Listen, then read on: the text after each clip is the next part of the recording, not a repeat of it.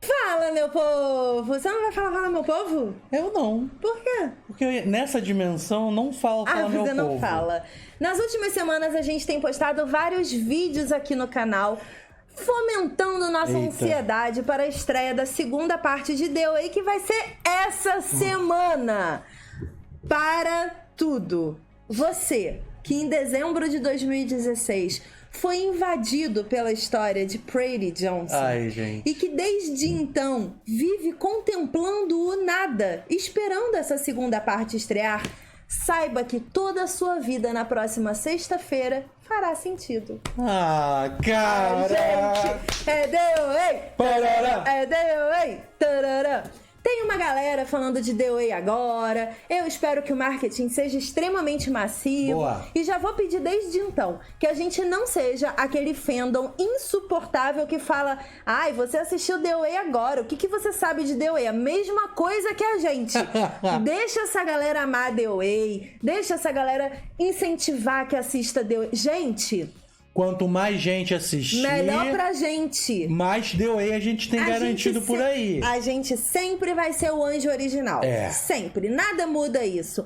Então deixa todo mundo amar The Way igual. Deixa todo mundo sentar na janela. É a mesma coisa que a quiser. galera do Aquário sentir ciúme da galera do clubinho. Exato. Tá todo a galera mundo tá ajudando. chegando agora, mas chega pra ajudar. Tá ajudando, entendeu? Colaborando. Mas vamos lá. Bora lá. Vocês têm pedido, tanto no clubinho The Way no Facebook, quanto no grupo do WhatsApp. Se você não faz parte de nenhum dos dois, o link vai estar aqui na descrição. Boa. Galera tem pedido o resumo da primeira parte de The Way, porque eles falaram: ai, tá bom, já vi um monte de vídeo no canal, tem muita teoria, vocês são muito loucos, vocês ficam viajando, Que é mas eu não bizarro. lembro. Os nossos vídeos comentando cada episódio tem mais tempo que o próprio episódio. Tem mais tempo. Como é que pode isso? Ah, sim, a gente tem uma playlist onde a gente tem comentado individualmente cada um dos episódios. Então, se você quer matar um pouquinho da saudade dos acontecimentos, eles estão mais detalhados lá nas lives. Vou deixar o link da playlist aqui também na descrição. Boa. Mas vamos lá. O que seria The Way? Isso. Nem o Zal e a Brit Malin sabem. Eu vou saber? Mentira.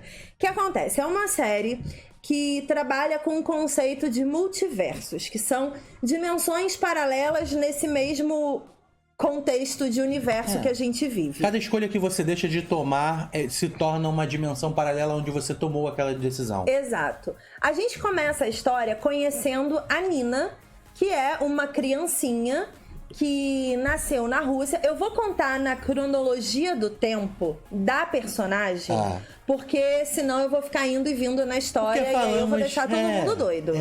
Vamos lá. A gente começa conhecendo a Nina, que é uma criança, tem ali seus 7, 8 anos por aí. E ela é uma menina russa, filha de um pai russo que a mãe faleceu há muito tempo já. Isso. E ela é uma menina que tem sonhos de premonições, assim, sobre várias coisas. E ela é muito fofa e ela toca violino. Ela tem um sonho assustador, constante, que deixa ela em pânico. E o pai dela resolve dar uma lição de vida nela. Exato. Mostrando que a dor... a dor só existe quando você sente a dor. Exato. Aí o que acontece? Nesse sonho que ela tem, ela tá numa água com giz de cera de escola, assim, meio que flutuando. É um aquário com giz boiando. E ela fica meio perdida. Calha do pai dela estar sendo pressionado pelos Voi, que é a máfia russa. Isso. Ele é dono de uma grande mina lá na Rússia, rico, poderoso e tudo mais. Uma das grandes famílias russas.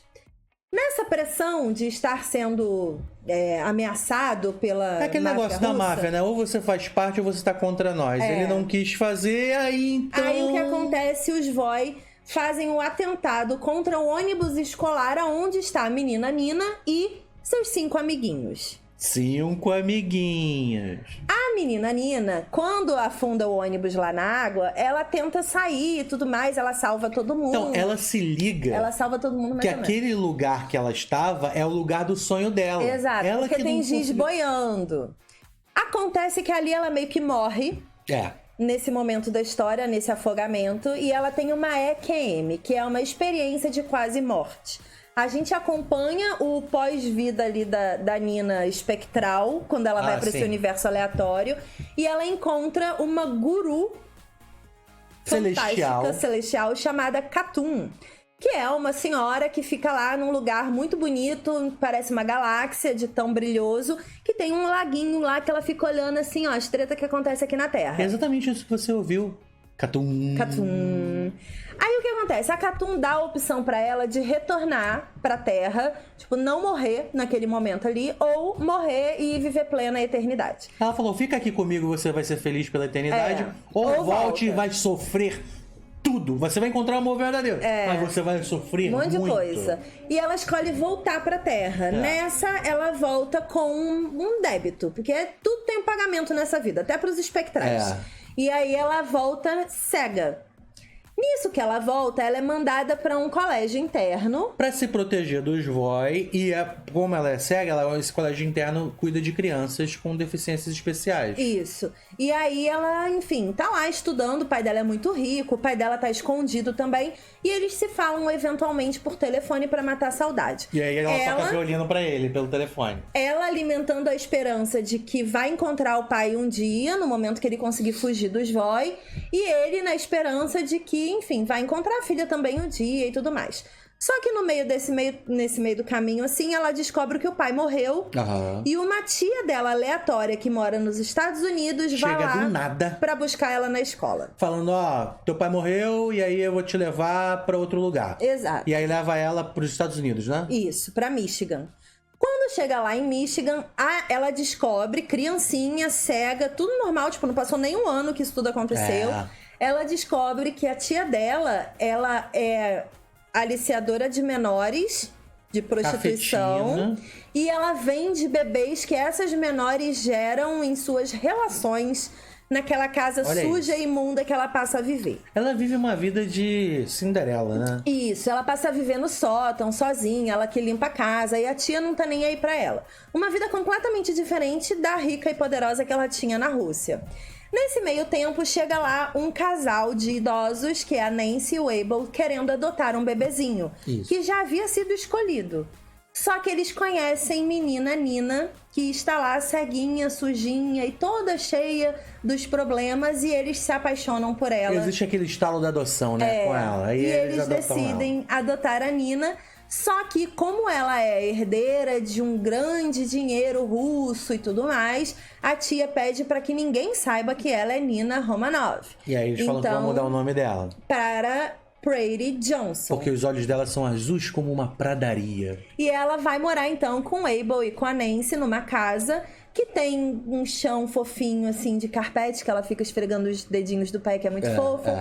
E ela começa, durante alguns anos, durante 10 anos, basicamente, até ela fazer uns 17, 18 anos, né?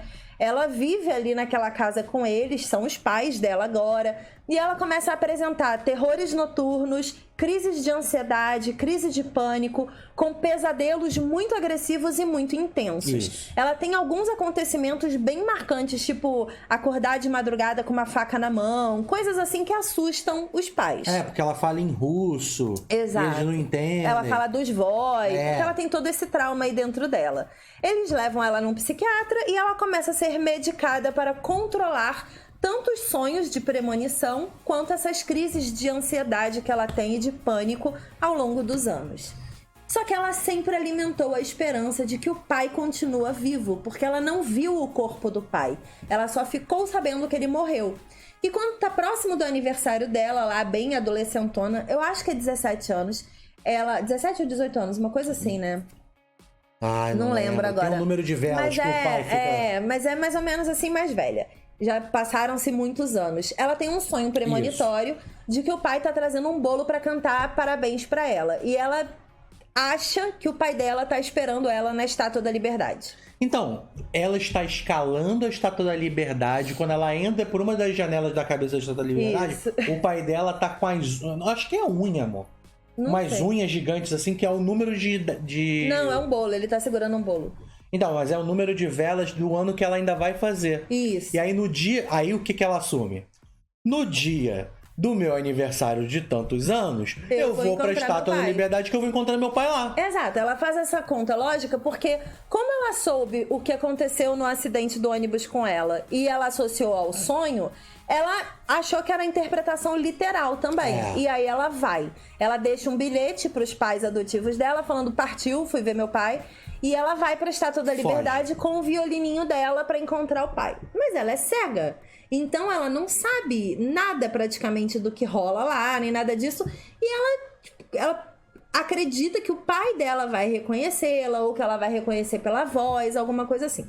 Nesse meio tempo, ela não encontra o pai, se decepciona e vai para uma estação de metrô ficar tocando violino para ganhar dinheiro e tudo mais.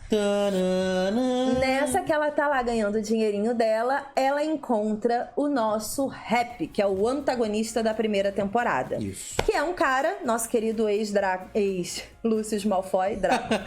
Ele encontra a Prairie tocando e ele ouve aquela música e ele chama ela pra conversar e comer alguma coisa. Ela tá morrendo de fome e ela vai comer batatas fritas com ele. Isso. Ali ele apresenta uma proposta irrecusável para a Prairie de que ela participe de um estudo que ele está fazendo de pessoas que sofreram EQM, que são, em maioria, pessoas muito especiais. Aí ele dá uma explicada, mostra um aparelho, mostra a seriedade do trabalho dele, e aí ele começa a falar com ela e fala assim, eu tenho esse estudo, você não veio aqui à toa, você falou que veio encontrar seu pai, pra você não vir aqui à toa...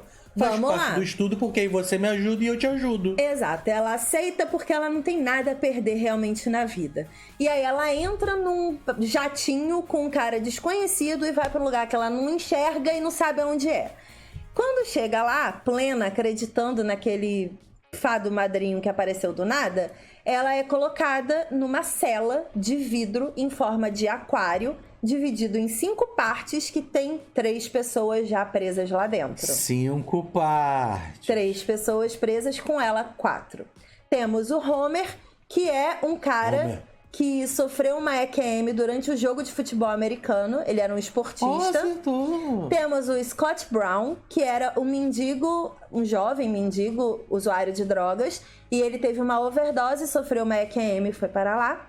E temos a menina Rachel, que é uma menina que sofreu um acidente de carro com a família. E ela teve uma EQM e voltou cantando belíssimamente dessa EQM.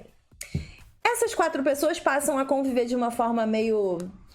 eles não são muito amigos, eles não se falam muito, eles têm ranço, porque eles estão presos ali, entendeu? Ninguém vai ficar fazendo amizade no rolê. Isso. Só que a Prairie, ela é muito inteligente. E ela convence o Happy a deixar ela ir lá pra cima ajudar ele a cozinhar. Ela diz, na verdade, que ela precisa ver o sol.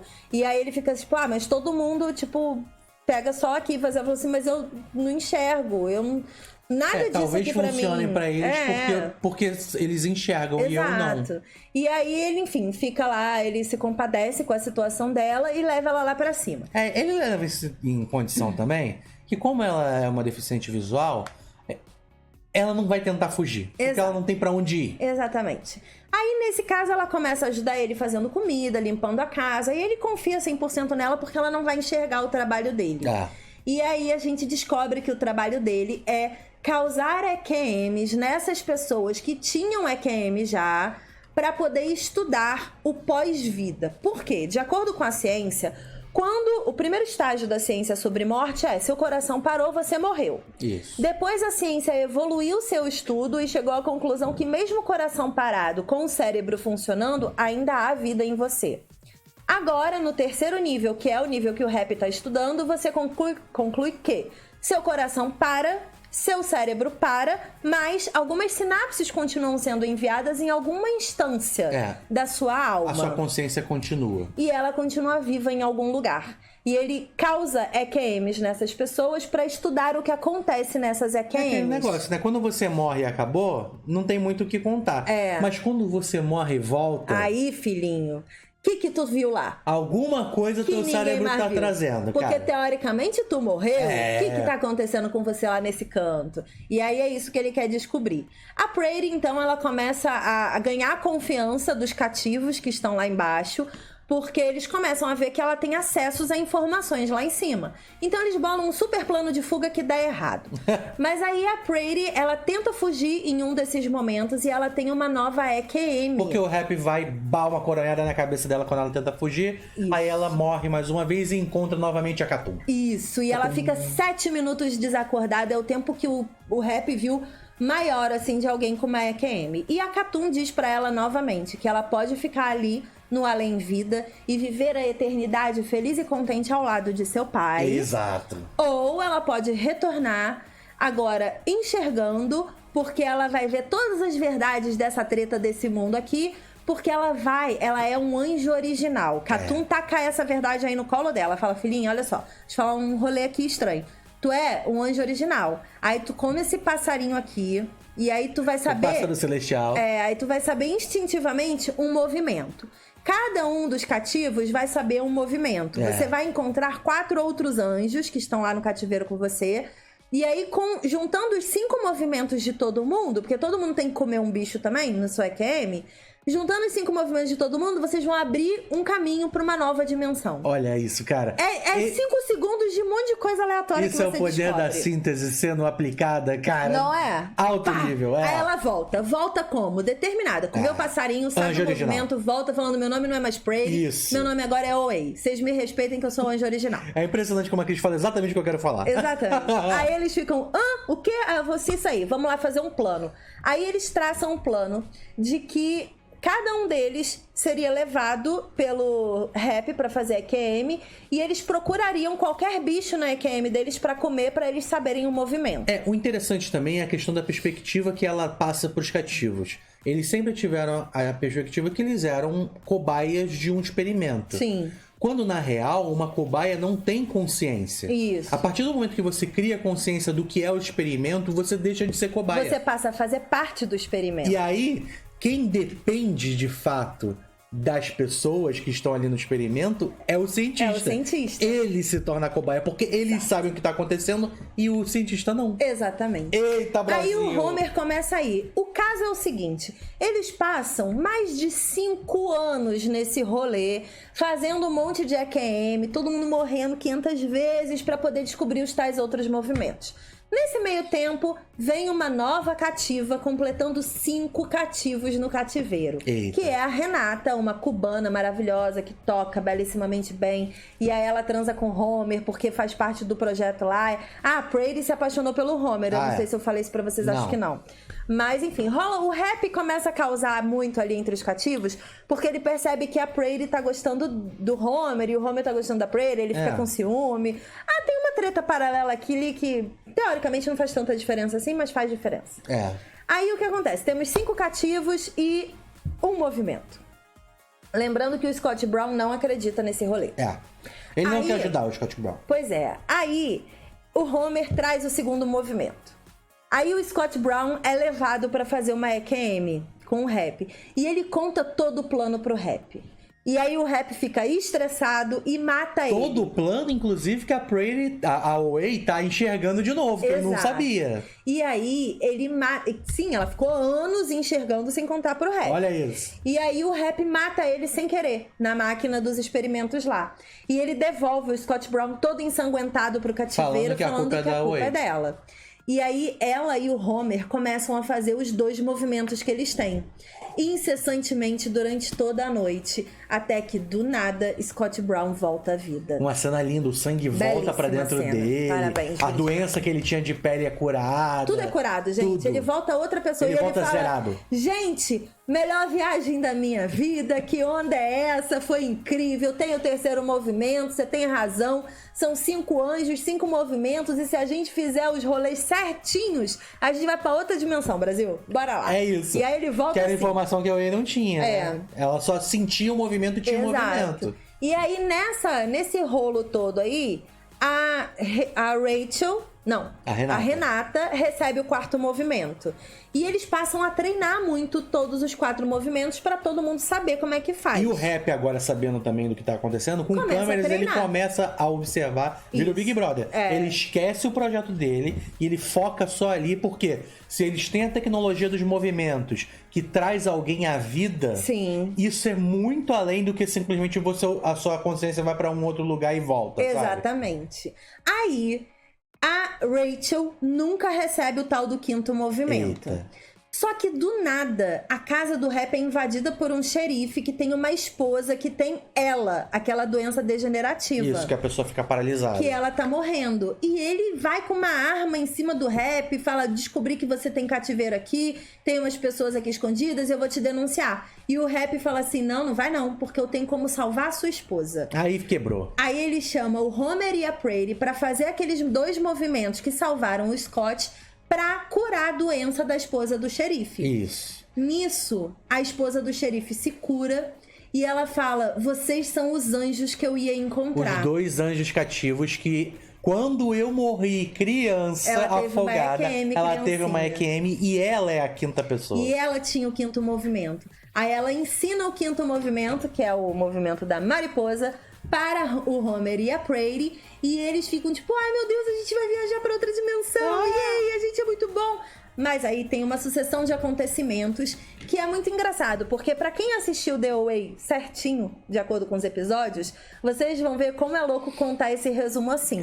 Porque dessa cena eu vou pro começo da série e pra todo o paralelo dessa história do cativeiro. Nossa! O que acontece? A Prairie é levada pelo rap pra estrada e o rap abandona ela numa estrada. Por quê? E ele fala assim, olha só, eu precisava de 5 movimentos e precisa de 5 pessoas pra ir pra outra dimensão.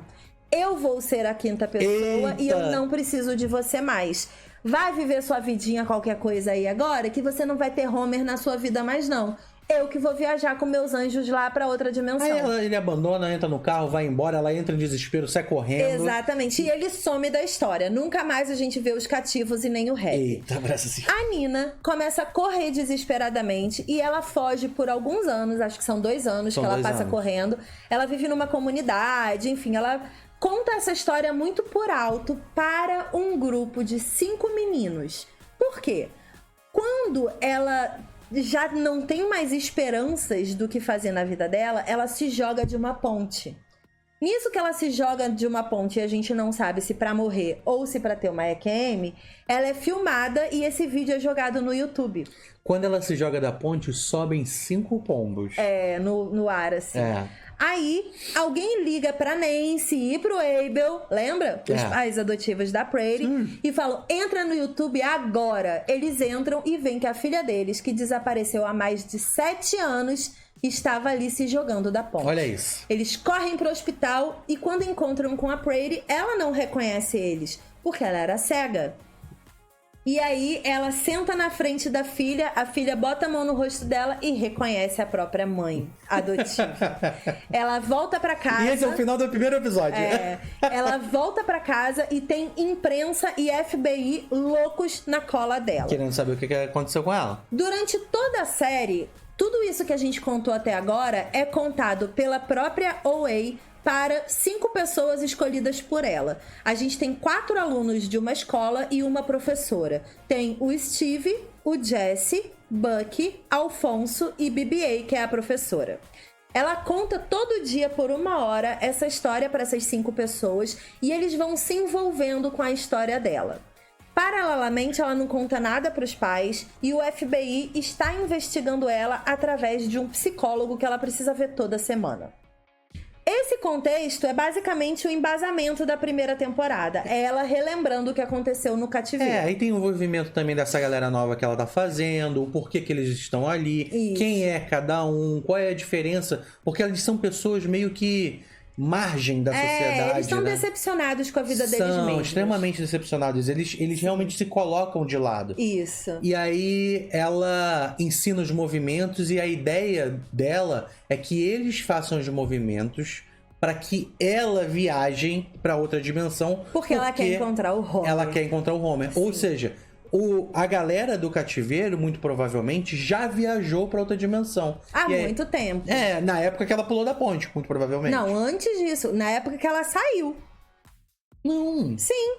Foi 2 anos depois que ela pulou da ponte. Tá. Aí, o que acontece? Tá, do tipo... É porque eu acho que foi quando ela pulou. Por isso o desespero dela pra pular da ponte. Mas aí a gente só vai descobrir na segunda temporada mesmo. Aí, eles fazem os movimentos na escola... durante a invasão de um atirador, tipo, isso que acontece direto no mundo inteiro, de pessoas que entram atirando em escola pra matar crianças. Rola esse atentado e eles do nada têm o estalo de fazer os 5 movimentos, os 4 alunos mais a professora. Nesse processo, ela sai correndo porque ela sente o momento e vai pra lá fazer os movimentos com ele.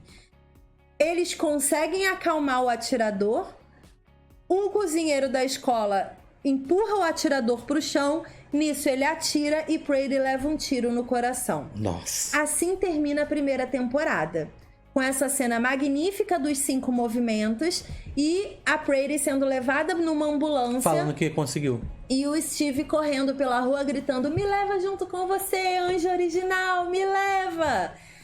O que é importante a gente saber dessa galera?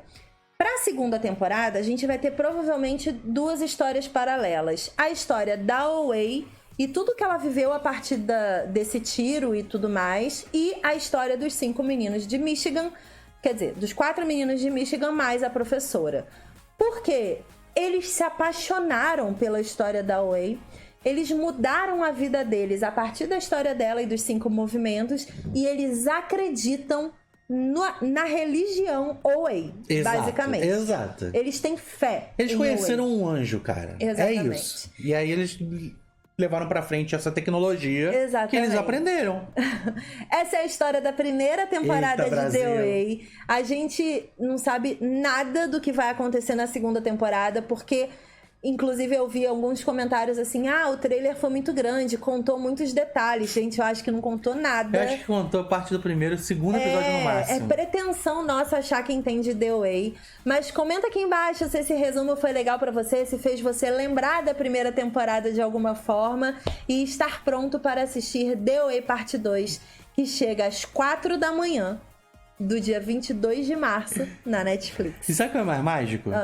A gente passou... Quando a gente vai conversar de cada episódio de The Way, a gente leva mais tempo que o próprio episódio. Sim. E nesse resumo, a gente levou o tempo de um episódio. Aê! Aê, Brasil!